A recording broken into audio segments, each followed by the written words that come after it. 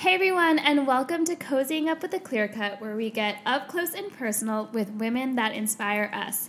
Today we have the amazing Marissa Cox. She is a British journalist and content creator based in Paris, and her blog is Rue Rodier, the first street that you moved to in Paris, right? Exactly. Yeah, I lived there for a year. Amazing. And where in Paris is Rue Rodier? So it's in the 9th, just kind of a little bit south of Montmartre. And what's like the vibe there?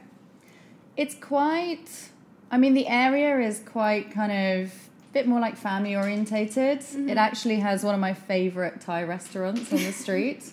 One of the reasons I really liked it. But it was just, I don't know, I really like the alliteration of the double R. Mm-hmm. And it's kind of where my blogging journey and my kind of new life in Paris started, so it just made sense to call my blog after the first street. I love it. So tell us a little bit about how you got into journalism, content creation, what led you to move to Paris, and how that, inspires your work. So my background is in PR and journalism. I worked in publishing for a while. My last job was at Random House in London. And I was also editing a website, like an arts and culture website, part-time. So that kind of got me more into the digital sphere. And I always wanted to have my own kind of site or brand. And I moved to Paris for a relationship. And that was really kind of the catalyst for me starting my own thing. Mm-hmm. And I kind of left London, left my life, didn't have a huge amount of friends when I moved to Paris.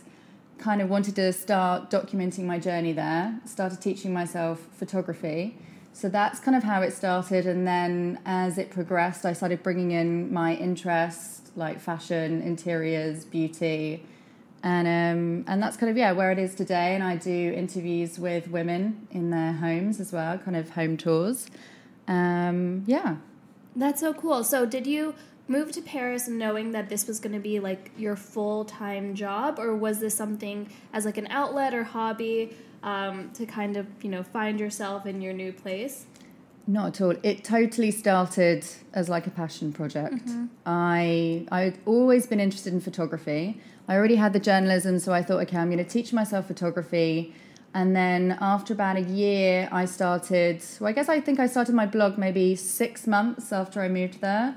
And then I met kind of a community of, other like Instagrammers, self-taught photographers, bloggers.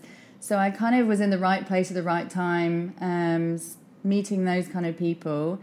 And I did a bit of journalism when I first arrived, did a bit of digital marketing, actually worked for a wine brand. Oh, cool. For a couple of years, part-time. I was doing strategy for the UK market for them. Mm-hmm. And running my blog alongside. And when I was doing that, I started getting a lot more work.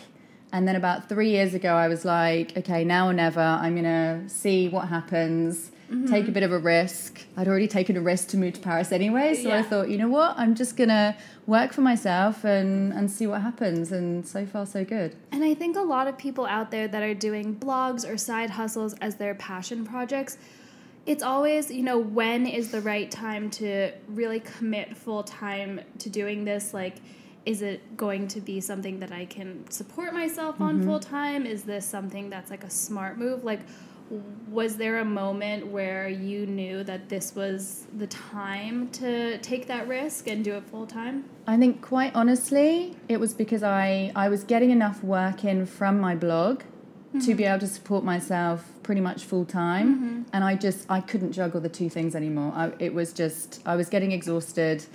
That job had kind of served its purpose. It was a great experience, and I learned a lot about wine, which is very useful for living in Paris. Yes. I was really lucky. It was for the Bordeaux Wines Company. So nice. I literally, I did kind of a couple of trips down there and tasted like 70 wines in one day. So, and that was really great, because obviously there's such a big restaurant culture in Paris, and drinking wine. It's very much part of the culture. So you need to be able to go in a restaurant and order a good bottle of wine. Yes, and then you have respect, right? Exactly. So now I kind of, know what I like. And yeah, it just worked out really well. And I just thought, you know what, I'm going to give it a go and see what happens. And yeah, got really lucky with it. That was the same thing with me and the clear cut. It had always been like my side hustle, something that I was doing but working full time. Yeah. But at a certain point, it's like either your full-time job is suffering or your side hustle is suffering. So you have to make that choice which one to, commit to, because you can't like share yourself with too many things. Oh, totally. No, it was just getting too much. Yeah. And obviously I was incredibly passionate about my own thing, and that was the direction that I wanted to go in. Yeah. And there's nothing better than committing, your full time to something that you're passionate about. Exactly. So I know you blog about interiors and fashion and lifestyle. What are you most passionate about, or is it just everything in general? Like, what was your first love? Ooh, that's a really tricky one. I have to say, I've always been... I guess it kind of worries me sometimes that I haven't necessarily focused, but it's been actually advantageous for the work that I do, because I can actually, I can dabble a bit in interiors, I can do style, I can do beauty. And to be honest, I kind of feel if you're interested in aesthetics, like if you love fashion, you're probably going to have a beautiful home, and you're going to be interested in beauty. So I say that I talk about lifestyle. And really, like my byline is called the road to better living. Because when I moved to Paris, I felt that I was starting this new journey, and then I started working for myself. So whenever I work with a brand, I keep that in my mind, and I'm like, how is working with them going to better my lifestyle and better my audience's lifestyle?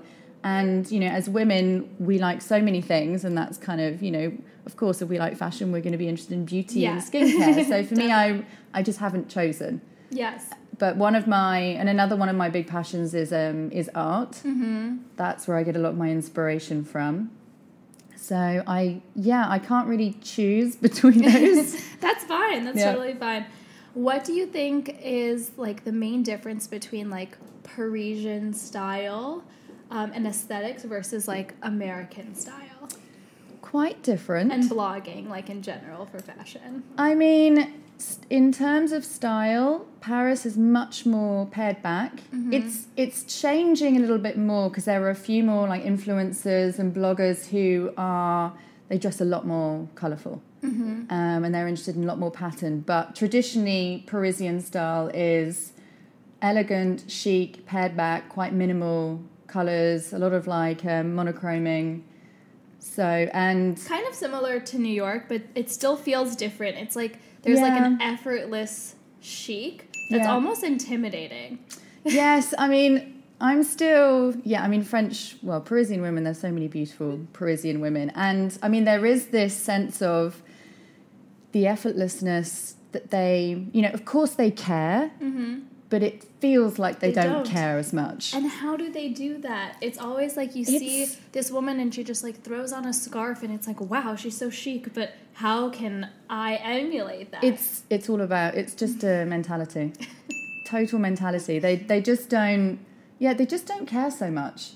Like, but they do care though. It's like right? they kind of make effort to to look nice, but at the same time, I think they care a little bit less about what other people think about them. Like they care about the way that they present themselves, but they care less about how other people are perceiving them. So I think that's the kind of difference. Like they wear less makeup, for example. Their hair is much more kind of undone.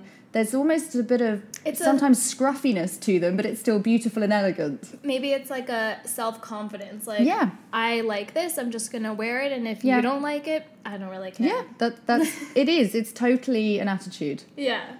And so is there a bigger emphasis on skincare than there is on makeup in like the beauty world in Paris? I mean, they do love their makeup, but skincare is way more important, and they definitely don't wear too much makeup. Like there would be, you would have your eyes done or your lips. Yeah. It's very rare that you would have all of it done unless you were going to some sort of fancy event or maybe being filmed. So they really try and look after their skin. And there is this emphasis of aging gracefully as well. So not a lot of like Botox or fillers.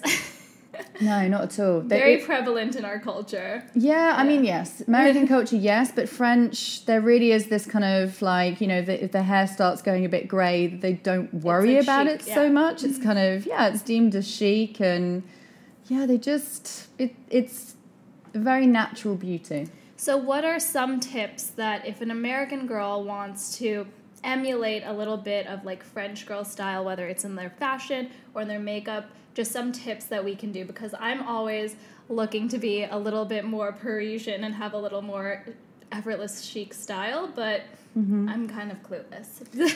So yes, makeup, skincare, a lot more minimal, a lot more what natural. What are the trends? Hair a bit more undone, so not too curly or done up. Then in terms of style, a good pair of jeans, which is going to emphasize your derriere. Very important. Not many high heels.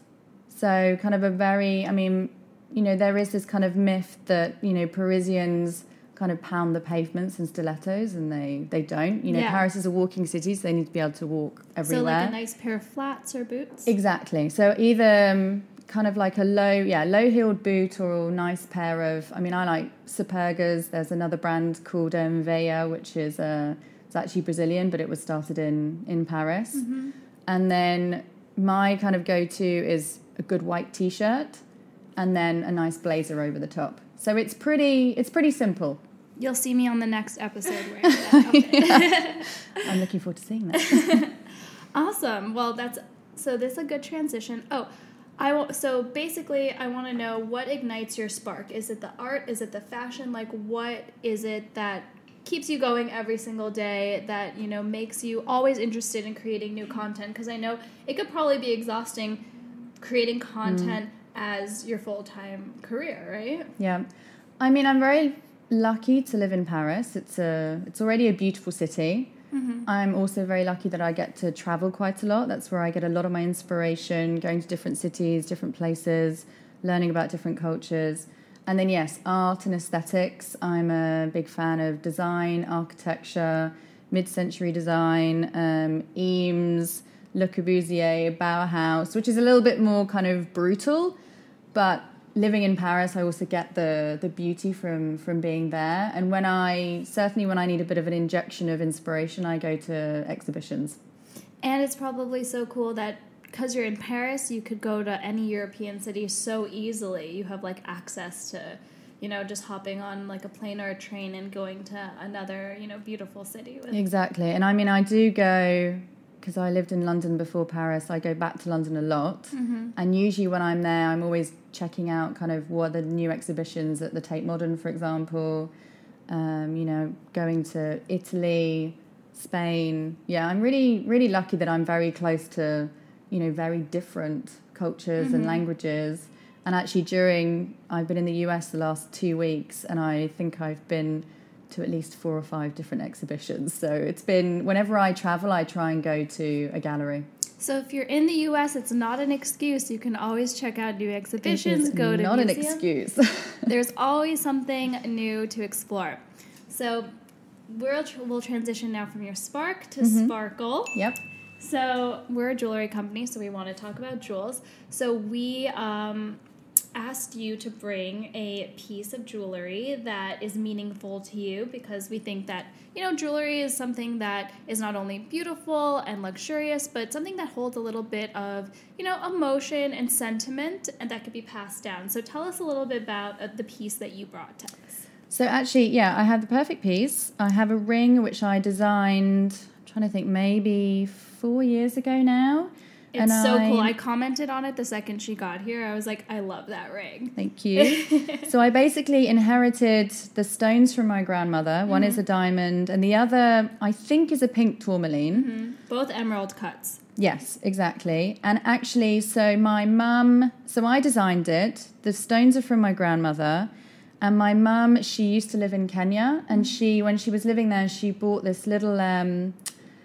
kind of like an Arabic coffee pot pendant, and she actually melted down the pendant to get the gold Oh, wow. for the setting. So it really encompasses kind of like, I mean, obviously my family, also my mother's like traveling heritage, and then the fact that I designed it. And now it's like a beautiful modern piece of jewelry. So it's two stones, both emerald cut. One's a pink tourmaline and one's an emerald cut diamond. And it's set kind of with that open negative space in the And middle. actually, yes, I did that on purpose because, I mean, this is like the fanciest ring I have, and I didn't want it to look like an engagement ring. Yes. So the idea of having a gap in the middle, it's not like eternal, like engagement rings. So I thought, you know what, I'll have that's a gap. actually one of my favorite designs. I did the Olivia ring, which is my signature ring, That's and gorgeous. it also has the negative space. And we also just introduced a similar one, which is our Irene Toi Moi,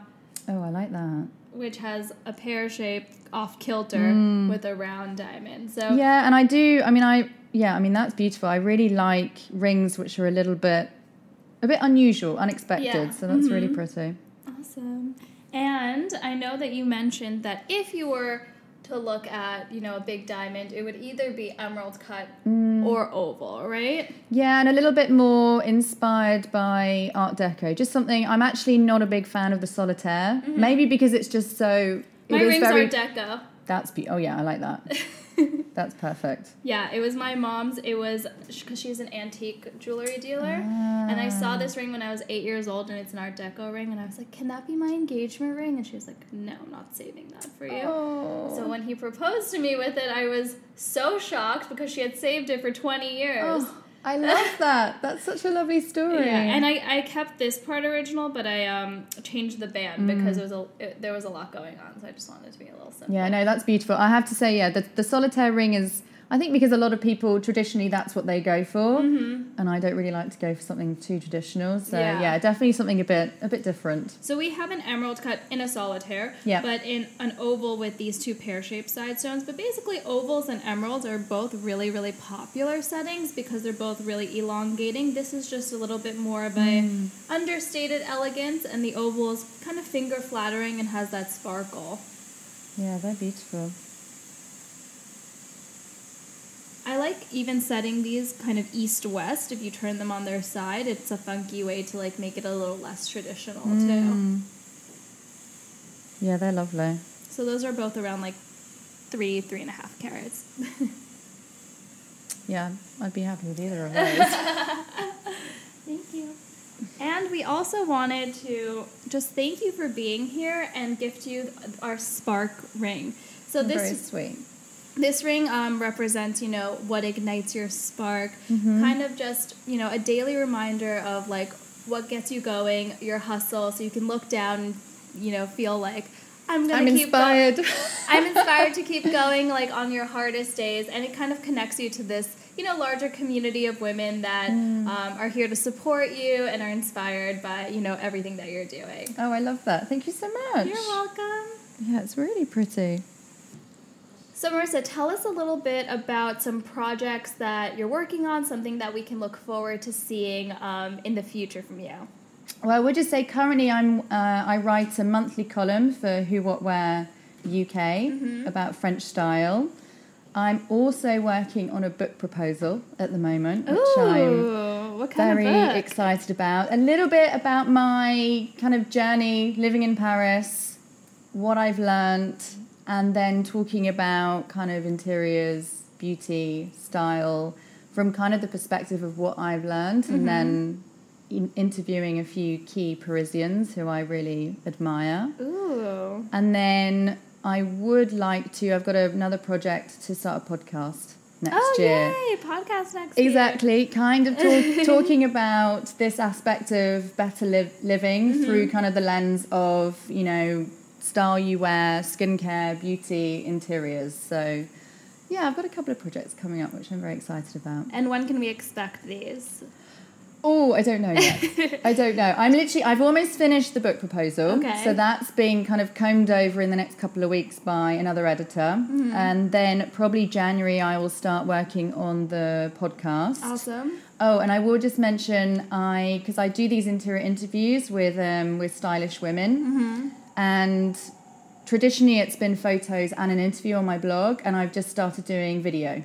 Oh, amazing. And I love that. because then you can get like a little peek into... Exactly. And everyone loves a little behind the scenes peek. Exactly. So I'm quite excited to be doing that as well. Amazing. Well, stay tuned for her book and podcast. We'll keep you posted on that. That's so exciting, and I can't wait to watch. Thank you. Thank you very much. Awesome. Well, we're so happy to have you here all the way from Paris. We're so lucky. And this is Marissa Cox. You can follow her on Rue Rodier and ruerodier.com. Yes, that's the website. Perfect. See you guys next time, and please subscribe. And if you want to see the beautiful jewels, head to our YouTube channel, which is The Clear Cut. Thanks, guys.